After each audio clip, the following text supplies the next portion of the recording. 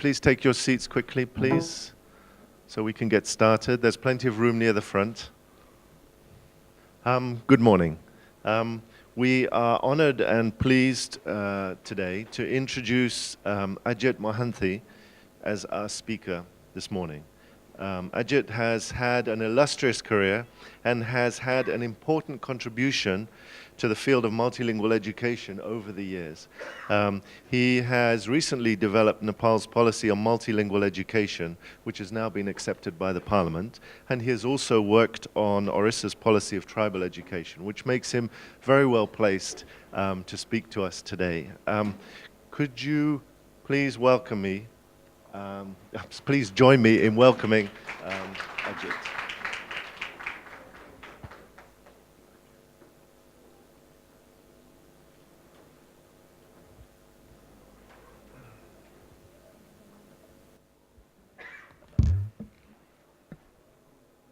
Good morning.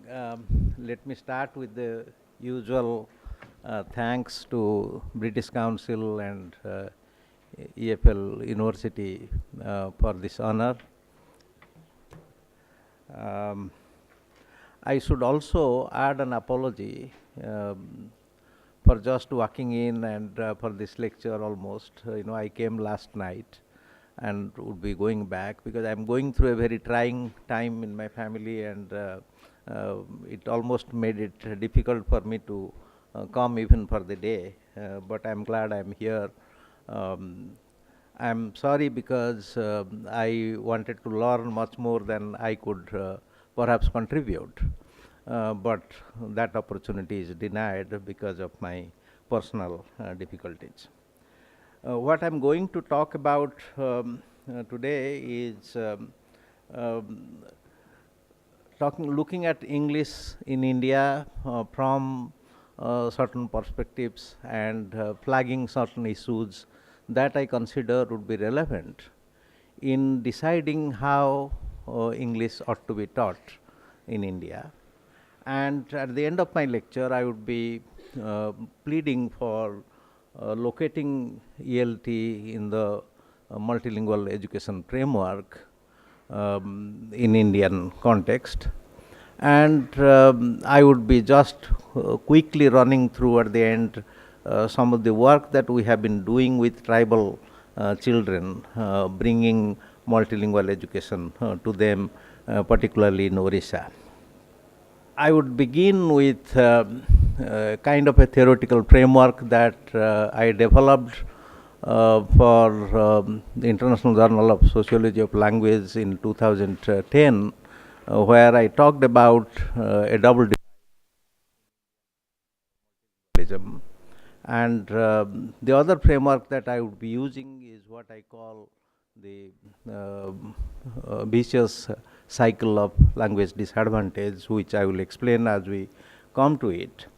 I would flag certain issues. I am not exhaustively dealing with Indian English question and the debate over Indian English, but I will try to flag some issues and relate the views to the kind of work that we have done on multilingual socialization, how are languages acquired early on by children. Then I would look at English in Indian education and again cite some of the research that has been done mostly by me and some of my students on what I call the myth of English medium superiority. And looking at English and English medium schooling in India, I have a view that there is a hierarchy of, even within the English medium schooling, which I call the hierarchy of the Doon schools to Doom schools, because there are schools which almost guarantee failure for the children. So I'm trying to argue that the hierarchical system of schooling related to private English medium schools in India is perpetuating a new kind of caste system in education in India. And Then I will talk about some of our research which we have been doing for last 4 years now on how English is taught in the different kinds of schools in the hierarchy hierarchy of schooling that I talk about. And then I will talk about locating English in the MLE framework. The framework that I am using is what is called the double divide framework. What it says, since I have written about it in a couple of papers at least, I don't want to dwell too much on this, except to say that in Indian situation, and perhaps in most other multilingual societies in the world, the languages that one speaks or one doesn't speak are related to power and hierarchy and access to resources. And in Indian situation, again, as in most of the post-colonial societies, in the apex of this hierarchy is English, which there is a divide between first divide is between English and the major languages or regional languages, which were called for some reason vernaculars. So the English vernacular divide, and then the divide between vernaculars and other languages. What I have argued in the double divide framework is that English is pushing the Hindi as well as other major regional or major languages in the country, which in turn in the state level are pushing the tribal minority languages. So there is a kind of a hierarchical push. And this particular double divide became all the more a problem when we created different states, which are the linguistic reorganization of states in India, which created a state which suddenly found one language as the dominant language, and relegating all other languages to non-dominant position. So I am going to argue that this kind of a hierarchy also perpetuates a kind of a system, hierarchical system in Indian education. Now, if you look at multilingualism in India, large number of languages, and I don't think I need to tell this audience about the use of languages in various languages in different domains of our activity and so on. I have already talked to you about the double divide, and I have characterized this Indian multilingualism as a multilingualism of the unequals. But I would like to add one point here, that this is what I call the paradox of diversity and endangerment. In terms of number of languages, India has the fourth, in terms of diversity, fourth position rank in the world with 300 to 400 languages that we have. However, at the same time, if you look at the UNESCO Atlas of World's Languages in Danger, published on the International Mother Language Day in 2009, India tops the list with 196 languages which are endangered. Therefore, we are a nation or a country which is linguistically extremely diverse. At the same time, we have a large number of languages which are in the endangerment category, different categories of endangerment in UNESCO list. Now, in 1978, when I started working with the Kondh tribes in Odisha, who are primarily Kui speakers, if you go to a marketplace, the weekly village markets, the Kondh man would carry the commodities they have to sell in the market, and the woman, once the man carries it and places in the appropriate place in the village market, the woman takes over the bargaining and selling and buying process, And if you go and want to buy something from her, you have to bargain with her in her language. which was kui. And if you didn't know kui, then she always had the final word. You can gesture and all that, she would say no and all that. She always had the final word.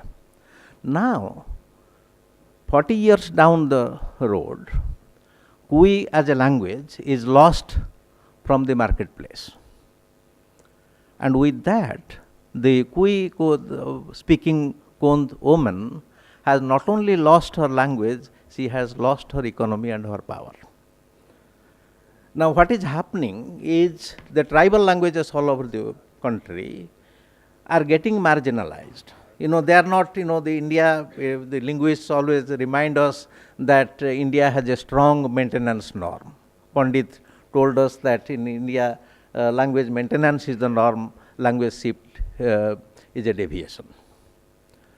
So, languages are maintained, but the way they are maintained is through getting marginalized, pushed back from all the significant domains to only the home domain. So, languages, if you look at, since I have been working with tribal languages, not just in Orissa, but in Assam and Andhra Pradesh and other areas, it's quite a common observation that languages are gradually getting pushed out of significant domains. Languages are not present in governance, they are not present in law and judiciary, they are not present in education and other social domains, in the marketplace, trade and commerce and all that. So, they are completely pushed out of the major domains in which they earlier were used. So, there is a progressive marginalization of languages, pushing languages, tribal and minority languages, pushing them back into the home domain. Therefore, indigenous minority languages are subjected to educational and social neglect, which weakens the language, definitely. But unfortunately, our policymakers who decide about the use of languages in education use the weakness of a language as a justification as to why the language cannot be used in education or in other social domains. Therefore, there is a vicious cycle. You deprive the language from its legitimate place in different domains, in significant domains in the society. Languages become weak, and then weakness of language is cited as to why they have to be further neglected. So, the process goes on and on. Now, let us look at, with that kind of a framework that I am going to use, let us look at the context of English. We have 300 to 400 million speakers in the world who have the English as a first language. In India, we have nearly 230,000 people who claim English as their first language or mother tongue. English medium schools in India are increasing by about 5 to 10% every year.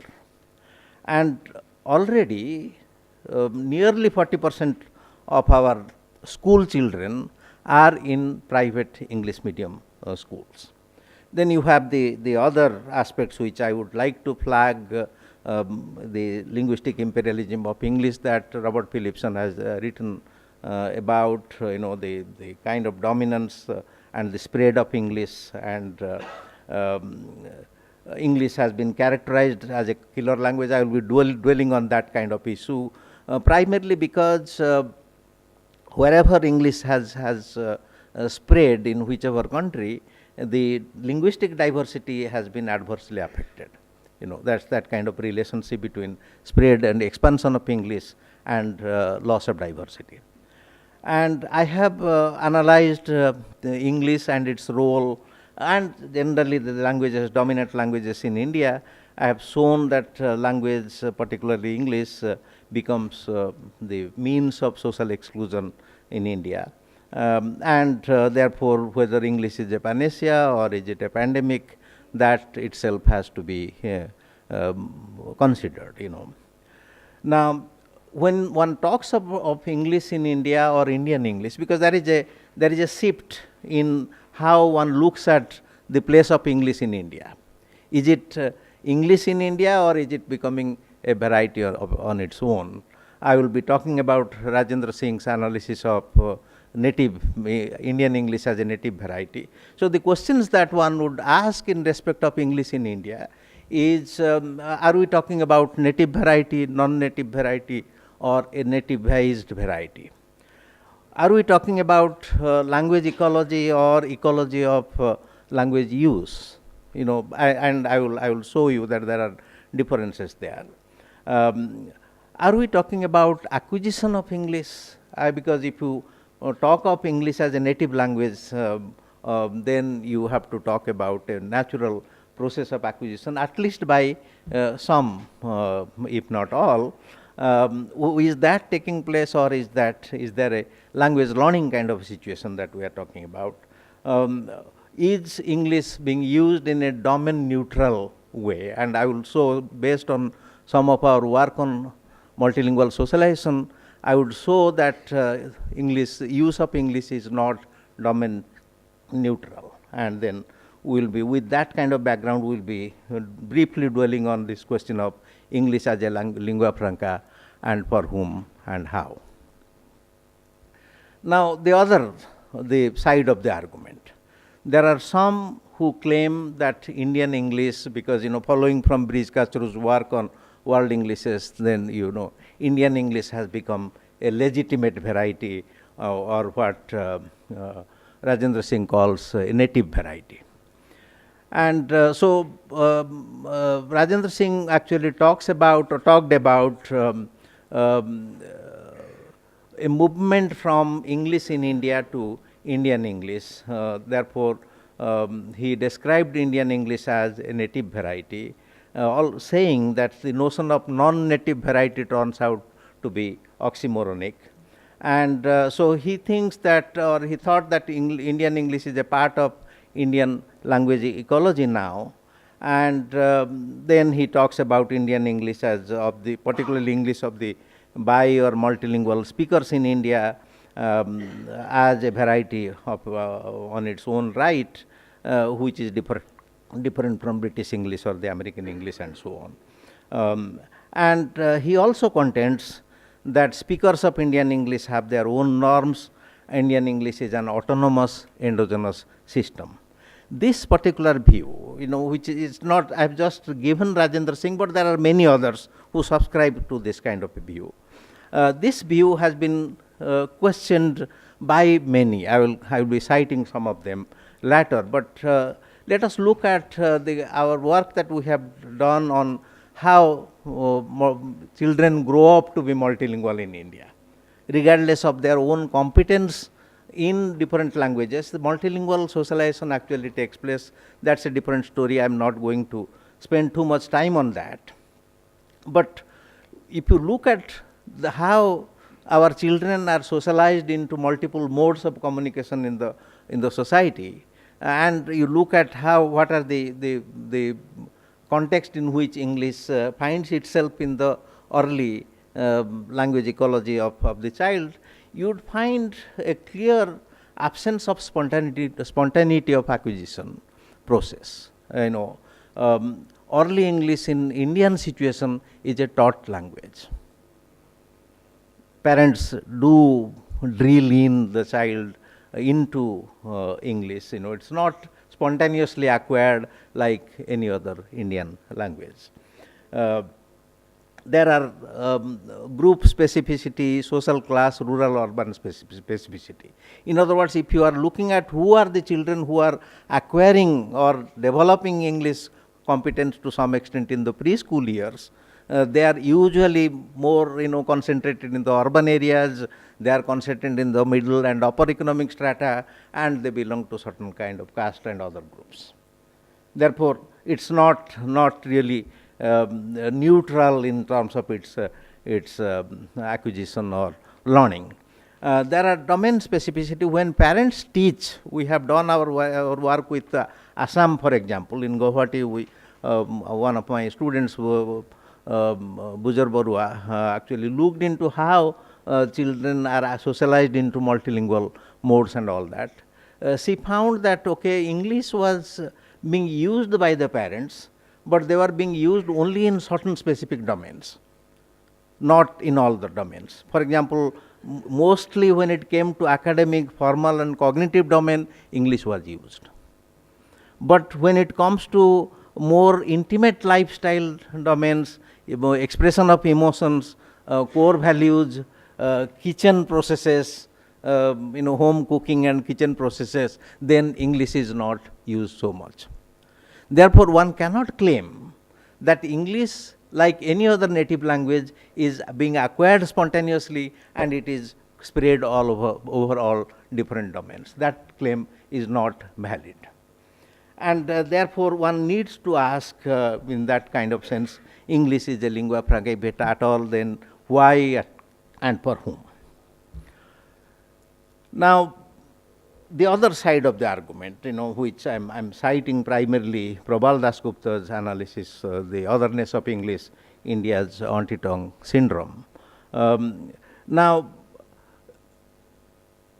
once you talk about a native variety, Indian English as a variety, legitimate variety, then one should also be able to say, okay, language belongs to their user, therefore Indian English is ours. But my question is, do they really, belong to, or do we set the norms? That is the question. And therefore, I think it's somewhat unethical, and this is where I'm sort of reflecting Robert Phillipson's analysis. It's somewhat unethical to arouse some hope that everyone can have access to world Englishes or Indian English in particular. And therefore, the question is Indian English our own? Who sets the norm? Who benefits? And this is what Prabal Dasgupta has to say. He says that Indian use of English will forever remain a tolerated, degenerate variant of the norm in the eyes of its owners, the Anglo-American Mint. English is not a space, but a piece of real estate. Therefore, I think the debate, I'm not really trying to lead you into a particular point of view. I'm just trying to point to you what are the different positions here, so that you can make your own position. I have my own position, which is like that. Is English lingua franca? For a language to be really called a lingua franca, one needs to think of language used as a neutral, culturally neutral medium that puts everyone in the same footing. English doesn't do that. English empowers, but only some. It disempowers many. And it doesn't, unfortunately, in Indian situation, doesn't promote social justice. It's not fair to other languages, or their speakers. And therefore, English is used as a lingua franca only for, this is Annamalai, major linguist in the country, social linguist in the country. He talks about use of English as a lingua franca for the upwardly mobile educated class, whereas Hindi is the lingua franca for the working class. And now one is talking about English in the urban centers, in the metro centers and all that. So there is talk of metrolingual English. So therefore, it's not really being used in the same sense everywhere. So the expansion of English is subtractive. This is what I have already said. Subtractive in the sense that as our children or even adults acquire more and more or learn more and more of English, they retain less of their own mother tongue. Therefore, there is a clear subtractive effect leading to a large number of school children, school students and early college students in India who can be characterized as multiple semilinguals, because they neither have enough mother tongue competence nor do have competence in English and other languages. Therefore, there are some questions about expansion of English. Is linguistic capital dispossession taking place as a result of English expansion? Yes, for minorities all over the world and also for some major languages. Is English strengthening or weakening the balance of local language ecology? It's obviously weakening the local languages and the balance of complementarity, because the early on, if you look into the early work on multilingualism in India, all our linguists, social linguists talked about complementarity of relationship between languages in this country. Now that complementarity is getting affected. Is it serving local needs or merely making its user subservient to the American Empire project, and I think that also is happening. The dominance of English is, in the marketing of knowledge. But I think, if you look into all these different options in Indian English, is it ours, is it not ours, is it nativized, or whatever it is. I think we have to realize that you cannot look at English only in terms of binaries, because we are dealing with a more complex society, both linguistically and socially, and therefore one has to think of an underlying continuity in various ways in which English is used. So, if you ask the question, is English a lingua franca?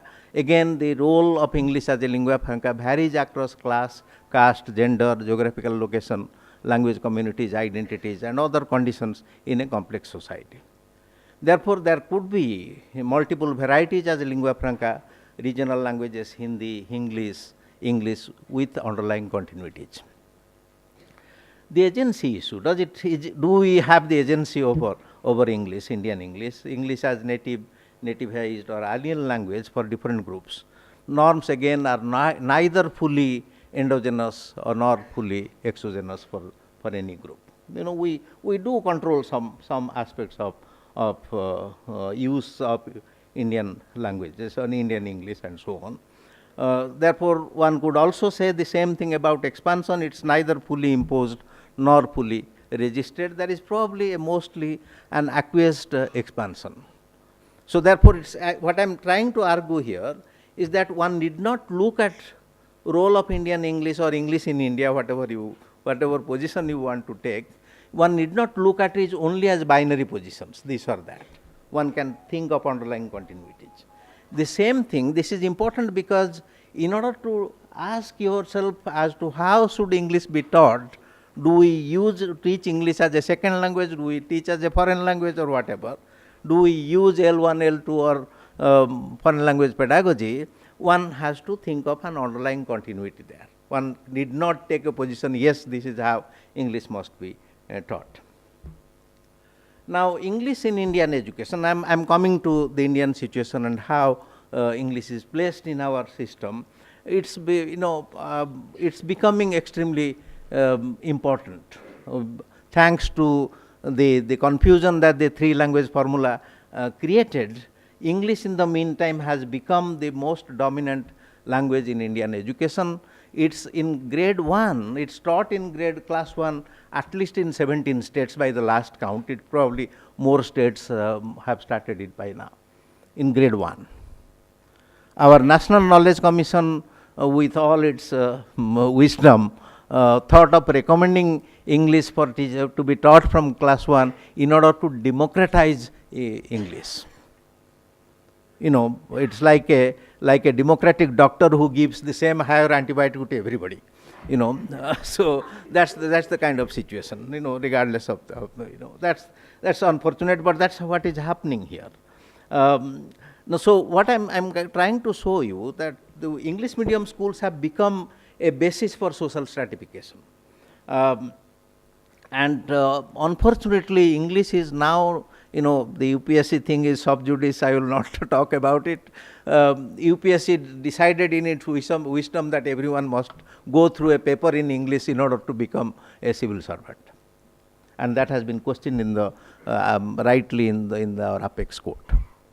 So, the kind of thing that, that English is becoming so important that more than 50% of the children fail high school in this country because they fail in English. That is something that we need to realize.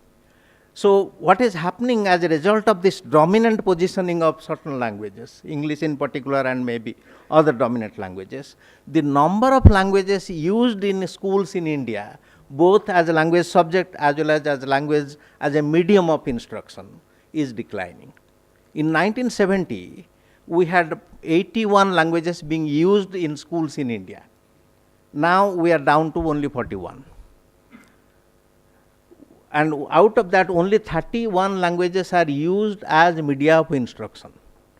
We have 22 scheduled or so-called official languages and plus English, so 23, only 8 languages outside the scheduled language are present in the school system as medium of instruction. Therefore, 99% of the tribal children are forced to go into an educational system where the language is not their own, they do not understand. When I started working, that's the first thing I pointed out, that the Kui speakers in Kandhamal district in Orissa, the children did not have any idea as to what the teacher was talking about for 3 years, at least. By 3 years, some understanding dawns in. By then, it's too late. Because if I were to talk to you in Odia, which most of you do not understand, you would be sleeping in 15 minutes or you leave this room. How does a child survive a school system where the language is not his own, he or she doesn't understand the language for 3 to 5 years? It's not surprising, therefore, the majority of Indian children are officially classified as dropouts. I call them push-outs. They are pushed out of the system in grade 2 and 3. They leave the school. By grade 5, 50% of Indian tribal children have dropped out or have been pushed out. And surprisingly, you would be surprised to learn this, that for 100 children who join class 1, 100 tribal children, only 20 appear high school examination. Out of that, only 8 would pass. Which means we have an educational system for the tribal children where the wastage is 92%. No country, developed country in this world, can sustain that level of wastage in its education. So that's the kind of situation that one is talking about. Now, I will not go into the policy. I'm sure some of you know about it, all kinds of policies here. Now, the fact about English medium school, because everyone here, a lot of parents actually believe that English medium schools are better. Now, what we have, a lot of research here, I don't want to get into the details of the research, the findings are very emphatic and clear. When quality of schooling and socioeconomic status differences are controlled, English medium instruction does not promote better classroom achievement. Therefore, if you go into the schools, that is what I will talk about. If you look at schools which are belong to the upper strata, the elitist schools, that is where the children actually benefit, because English is supported in their early socialization in their families, and also the quality of schooling is much better. But when you come to the other mushrooming schools, private schools all over the country in rural, tribal, semi-urban slum areas, that is where the children are not really taught anything. Therefore, one has to ask, instead of asking whether English medium schools are better than other government schools and so on, one has to ask which English medium schools are better. One has to ask why. Therefore, the question that I am asking is whom do English medium schools teach and whom do they cheat? My answer is a large number of tribal, minority, lower caste, lower class parents are getting cheated out of their money through this popularity of English medium schooling in India. Now, if you look at the hierarchy of schools, you have very exclusive elitist English medium residential schools like the Doon School, for example. Now, the cost is about 10 lakhs per year. For the parents who can afford that, they don't need anything. Their children have succeeded the day they were born. Born with silver spoon. You don't need any. You don't need Rajiv Gandhi to be educated in Doon School to become Prime Minister of this country. So that's a different story for them altogether. But even then, look at the other English medium schools, such as the DPS and the international schools, where the cost is about 1 to 3 lakhs per year. or 100,000 to 300,000 rupees. But then there is a large number of low-cost English medium schools for the less privileged social class, which are the private rural English medium schools, where the cost is about 5,000 to 20,000 a year. These are the schools in which teachers are paid somewhere around 200 rupees to 500 rupees a month to teach. Extremely poor quality teachers, extremely poor quality environment, and the parents are sending just because English medium school. You know, in tribal area, in Saura area where I work, in Odisha, there was a school which opened and kept on awarding 60, 80%, 90% to children all through, until they went to the class 10, the board examination, ICSE examination, and all of them failed 100%. And parents came, they expressed their anger, ransacking the school and all that. What are they doing? They are getting cheated. So that's the kind of thing that I am talking about. And then for that you have these no cost or very low cost government schools where the language of teaching is the dominant language, where the dominant language children have an advantage, but the poor tribal child is disadvantaged. So you have a hierarchical system, which I call the system of hierarchy from doomed schools to doomed schools, because there are many schools in which children are doomed to failure. So how does, the question that therefore is that we have a double divide. We have on the one hand a divide between English and the vernacular language, and then the other we have a divide between vernacular and the tribal indigenous minority languages. Now, how are these divides negotiated in the classroom? Now, if you look at English medium schools, these more upper class of more elite English medium schools, the school practices are westernized, classroom teaching and value orientations are all Western, and parents do support that kind of socialization. All classroom transactions are English, Anglicized culture, both material and non-material, prohibition of use of mother tongues in the school. Fines actually. In some schools, children are fined if they use a language other than English. There is parental support for teaching of English, which is expected by the school, and it is obtained. As opposed to that, when you go to the lower class, the English medium schools for the lower social strata, there is cosmetic Anglicization.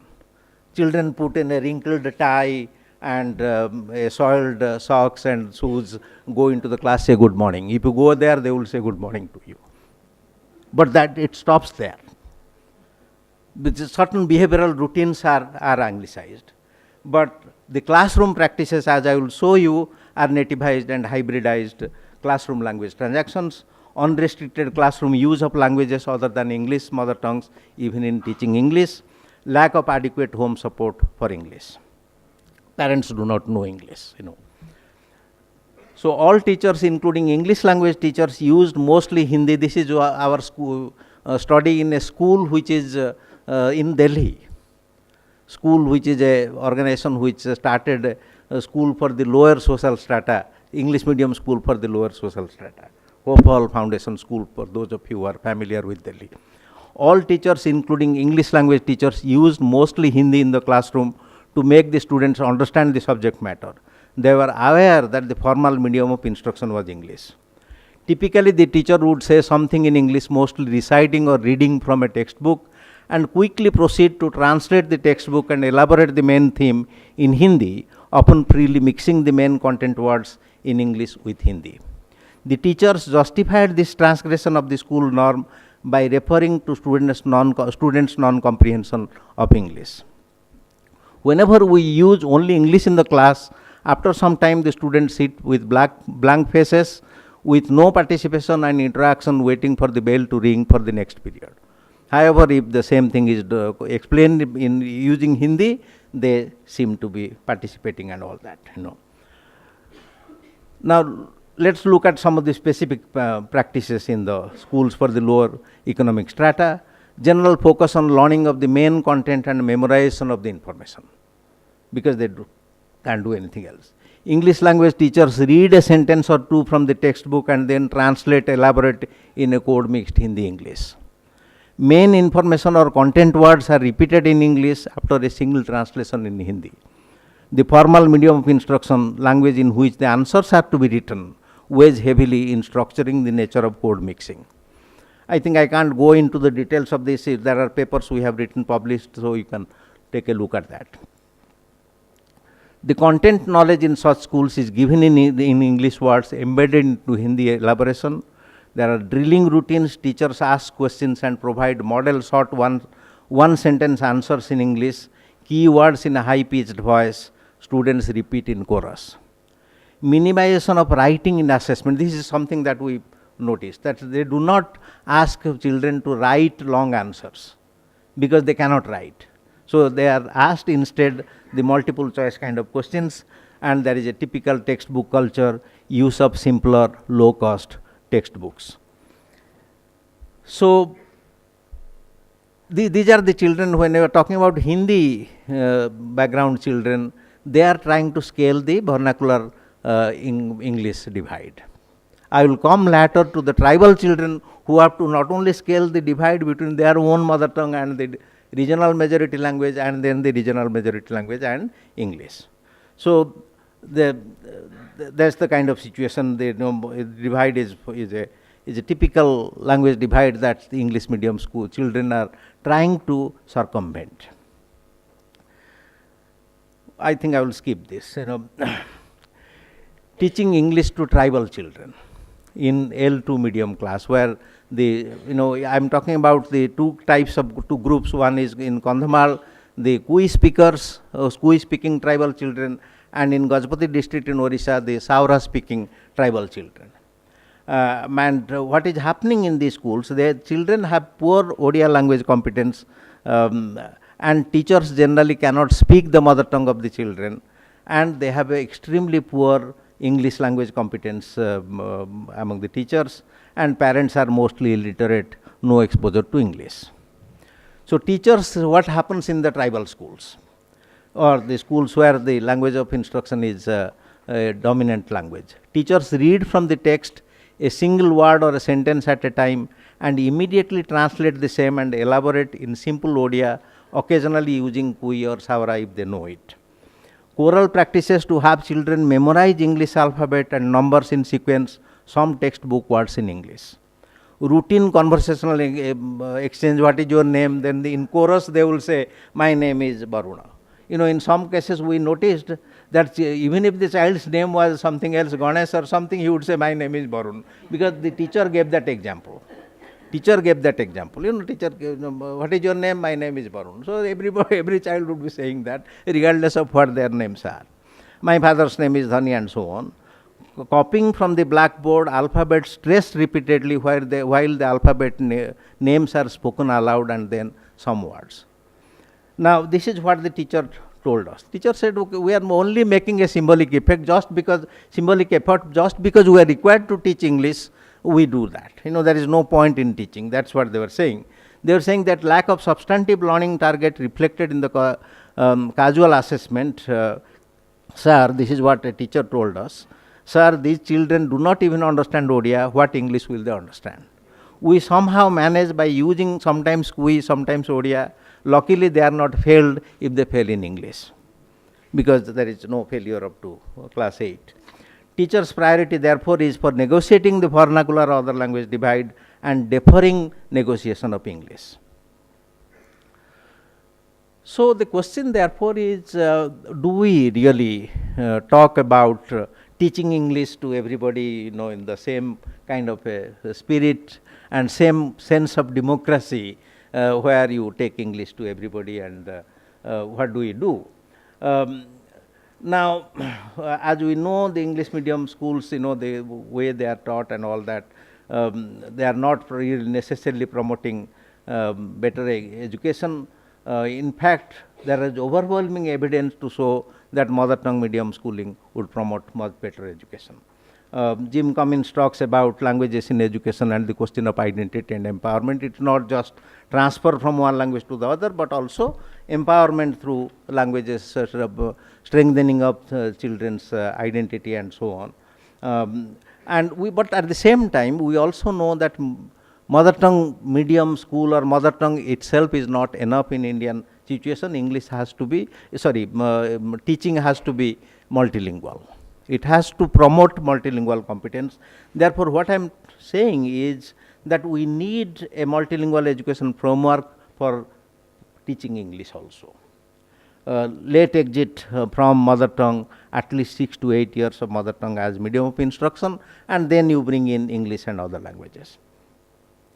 So, MLE approach in teaching English, the theoretical support comes from the centrality of building on prior knowledge to promote optimal learning. Since prior knowledge is encoded in mother tongue, it is relevant even when instruction is for and in English. So, what one can plead for is even in teaching English, a different kind of pedagogic process where the mother tongue is brought in to scaffold learning of English, but that has to be done more systematically. Interdependence of literacy related skills and knowledge across languages, this is basic fundamental of bilingual multilingual education that I am talking about. Interdependence of literacy related skills and knowledge across languages, cross language transfer is a normal process which can be effectively used as a pedagogic strategy. Therefore, there is no, it's not necessary that in order to teach English, you have to teach it early. Early English and more English is not necessarily better. That is one thing that we need to realize. Therefore, we need to also realize that we need to promote multilingualism through education, because we know that multilingual children are cognitively and otherwise much better. Early English is not necessary. Students show better classroom achievement and proficiency in English when mother tongue is used as a medium of instruction for at least 6 years. This is Ethiopia report by Kathleen Hugh. There are also studies in India. Odisha, we had Swati Patra and quite a number of studies which show that children acquiring English or learning English at a later grade 4 or 6, do much better, and they catch up with the English medium children, right from class 1, catch up with them by about grade 8 and 9. At least in reading, writing skills and comprehension, if not in spoken English. Spoken English, English medium children continue to have an advantage, but that advantage is not there necessarily for children who learn English later, founded on a strong mother tongue foundation, mother tongue base. So, when mother tongue proficiency is adequately developed, students learn English faster, catching up with their English medium counterparts in about 4 years.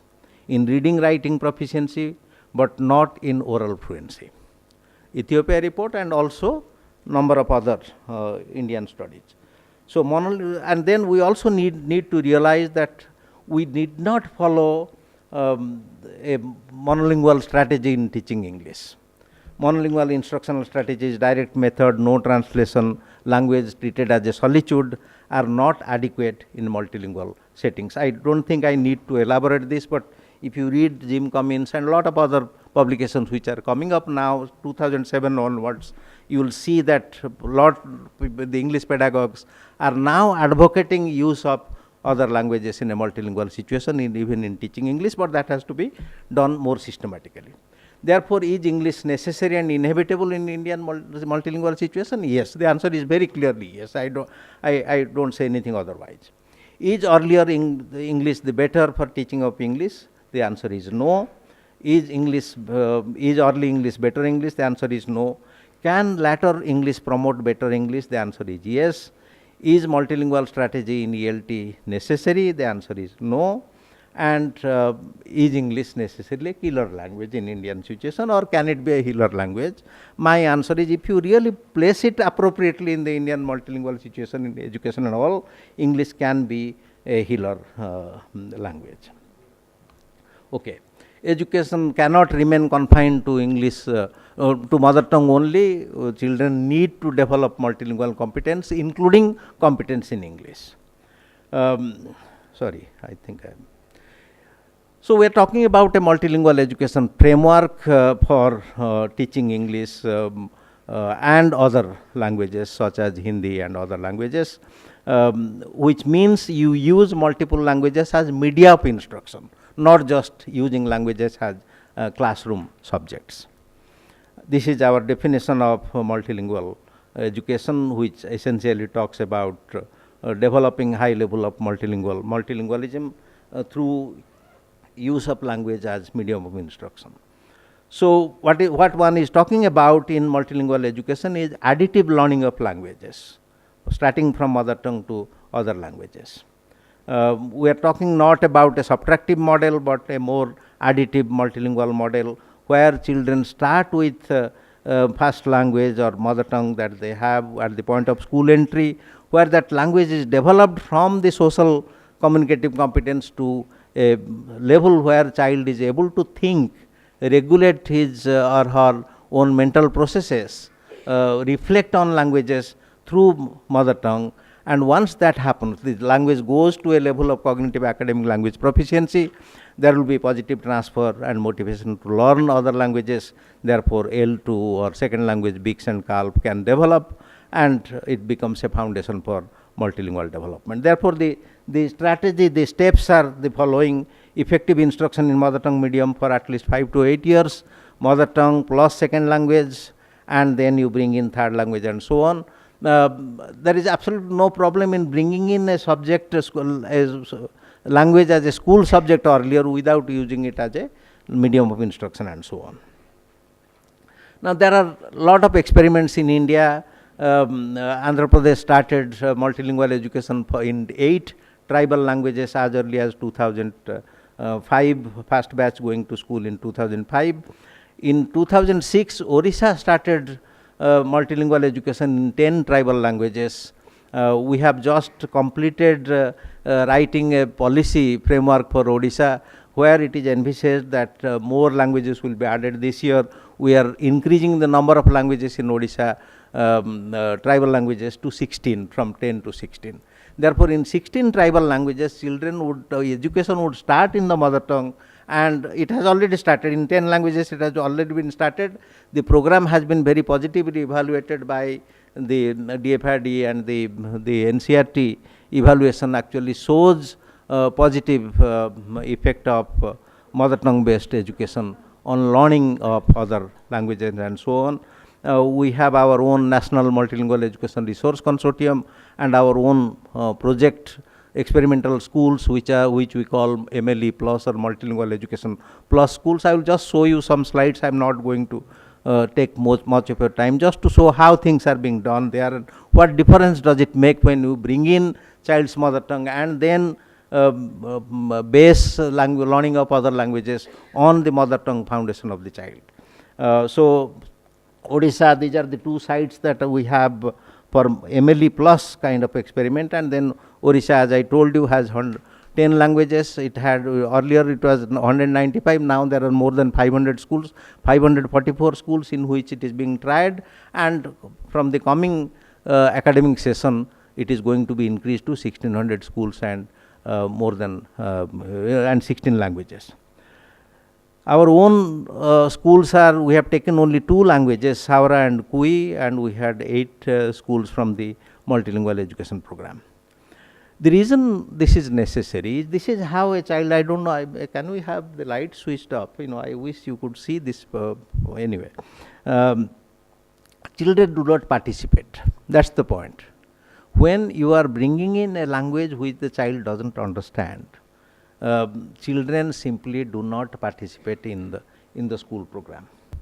I would like to you to see this. You don't need any empirical evidence. We have empirical evidence, but you don't need an empirical evidence to show to realize that children are not participating when the language of instruction is not their own. That is why a mother tongue based multilingual education framework is necessary. One of the children sleeping in the class. This is a Saura child in an Odia medium school. This is how the child looks. His participation is completely disinterested, you know. Now, once you bring in children's mother tongue, this is how the school participation changes. Yeah, thank you. 5 minutes, yes. again, once you have bring in child's own language, her culture into the classroom, this teacher, the classroom no longer remains teacher centric. So children do take over. So the teacher is one of the participants in the book reading and storytelling kind of thing that they are doing here. I just want to show you some of these interventions that we brought in with the mother tongue for tribal children. We organize a lot of the sports and all that activity for the children. But what is more important is for us, even acquiring the mother tongue is important because that is where the community comes to participate in the school. If you are talking about community and school relationship, it will only become a reality when mother tongue is there in the school. Because otherwise, parents do not know what is happening in the school. They do not understand. So, I will show you what is happening. We know our sports activities, organized by the community, the parents also have their own competitions along with children, and in some competitions, parents and children join as a team and they compete with other teams. That kind of thing, the sports activities. It's one of the tribal persons giving away the prizes at the end of the community activities and all that. We have reading sessions, a community reading, what we call the synergistic reading programs, where the children and adults sort of read together, tell each other stories. And then what we did is we recorded some of the stories that the adults spoke, even if they themselves couldn't read and write. These stories were transcribed, printed in two languages, Odia as well as the tribal language Saura or Kui, and we printed the photograph of the speaker of the story so that the speaker could identify himself as the author of the story, even if he or she couldn't read. So, there is storytelling by a tribal woman. Community participation in folk tale festivals, they have a lot of these, they come together, they tell stories, whatever they have learned from their own grandparents and others. These are some of the books that we developed based on the community discourse on my village, my history, the history of the village and all that, local history, as well as the stories taken from their own community. So, it is my village, my story kind of book, and also children's stories printed in two languages. Sorry. Here is a woman looking at her own story in print. She couldn't read, but she could identify her own photograph. These programs are evaluated much better. I will not go into all these evaluations. NCERT evaluation, of course, shows much better classroom achievement, and our recent studies actually show, longitudinal study, show that children are also acquiring much better in English. But I would also share with you that the level of performance in English is very poor even now, less than 30% in terms of evaluation, the marks that they get. But that is still much better compared to children who are being educated in their second language, which is not their mother tongue. Therefore, I would not claim great success in making children learn English grade 3 onwards, but at least they are learning much better. Their participation through their mother tongue and all that is much better than other children in second language schools. Our best evaluation came from this child Panchu, who was attacked by a hyena coming to school. And with my long years of working with the tribal children, I know that once this child was attacked and finally rescued by others, he was dragged into the forest by a hyena when he was coming to the school, one of our own MLE, Multilingual Education Plus schools. But I never expected this child with such trauma would ever come back to school. We supported the child and the parents through the process of hospitalization and the cure. Even before the child got fully cured, the child wanted to come back to school, And I had tears in my eyes when I saw this child in the school, because here is a child who liked, who knew what was happening to him and all that. So I think we need to think about English and English language teaching in that kind of a perspective. A few minutes for some questions, and I'm sure we will have, already we have lots and lots of questions. Now, what is happening is there are several smaller pockets in India where such things are happening in sort of some sort of a networking. The problem is we have created a system where all these experiments become part of the mainstream. This is a very sad thing. Is there any concerted effort towards that direction? Orissa would be the first state in the country to have a policy now.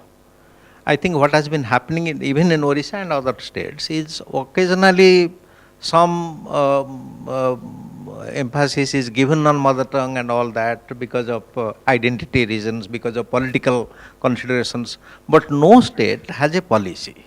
As a result, what happened even in Orissa is that if a particular bureaucrat or particular IAS officer or particular secretary or maybe a particular minister comes in and he said, no, not so much of a experiment with tribal children. So the program stops. Orissa in 2006 we started with a clear provision that mother tongue would be used as a medium of instruction for 5 years, grade 1 to 5. But somewhere in between, as the program was being implemented, one bureaucrat decided that grade 3 is enough. So that kind of thing. So now Odisha will have a policy document. We have prepared a document which is the multilingual education policy and implementation guidelines. Once it is accepted by the government, it is in the process in the government consideration. Once it is accepted, I think it will become a trend setter. So that is only one effort that I know which are being systematic. Maybe two more questions. Yes, madam.